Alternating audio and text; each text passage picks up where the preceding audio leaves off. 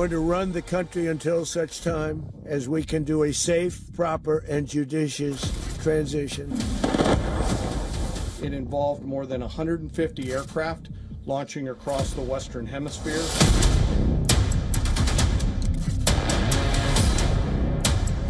Adversaries remain on notice.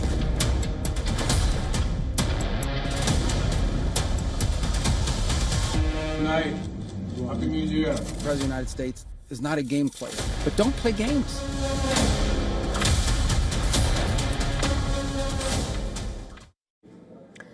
Well, President Donald Trump has reiterated that U.S. is in charge of Venezuela 2 days after seizure of deposed President Nicolás Maduro.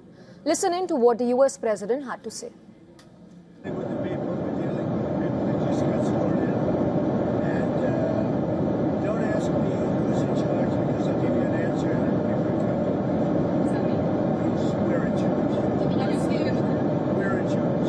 Have you spoken with her? No, I haven't, but other Do you people. want to? Right now. However, Trump's Secretary of State Marco Rubio suggested that the U.S. may not take a day-to-day role in governing Venezuela, and this was in an interview with the CBS that Rubio said that U.S. would continue to enforce an oil quarantine that was already in place on sanctioned tankers, and that is before Maduro was removed from power early on Saturday. In fact, use that leverage as a means to press policy changes in Venezuela.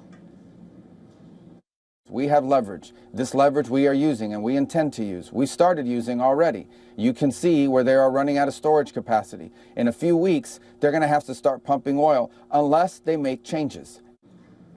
President Trump vowed to run Venezuela over half a dozen times at a news conference in Florida. It not only sparked concerns among some Democrats, but also drew unease from parts of his own Republican coalition, including an America First base that is opposed to foreign intervention. Marco Rubio dismissed such criticism, saying that Trump's intent had been misunderstood by a foreign policy establishment, which he said was fixated on West Asia. Rubio also suggested that U.S. would give Maduro's subordinate, who is now in charge, time to govern. We are going to give people an opportunity to address those challenges and those problems. Until they address it, they will continue to face this oil quarantine. They will continue to face pressure from the United States. We will continue to target drug boats if they try to run towards the United States. Well, U.S. action in Venezuela has evoked reactions across the globe. The European Union, in a statement, said the principles of international law must be upheld in Venezuela and the will of the country's people must be respected. EU's top diplomat Kaja Kallas, in a statement supported by 26 of 27 nations, urged the principles of international law as well as UN Charter to be upheld.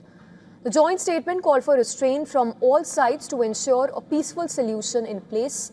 Criticism from EU was possibly muffled for fear of attracting Trump's displeasure when his support for Ukraine is still considered as vital. The European Commission President Ursula von der Leyen also focused on what might happen next.